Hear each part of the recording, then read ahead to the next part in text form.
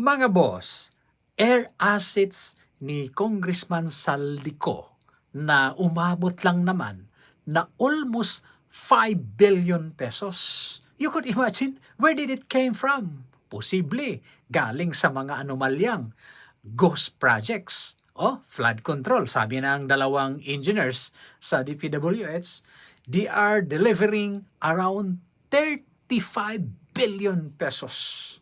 Imagine, gumamit pa sila ng mga van pag-deliver nito. Now, sana hindi na ito i-phrase ng ating government. I-confiscate ito, a matter of like restitution at pakikinabangan ng ating gobyerno. Gagamitin ito like mga emergency response, 'di ba? So, kailangan dahil pera ito ng taong bayan, pera ng ating pamahalaan, karapatan ng taong bayan na tayo ang makina.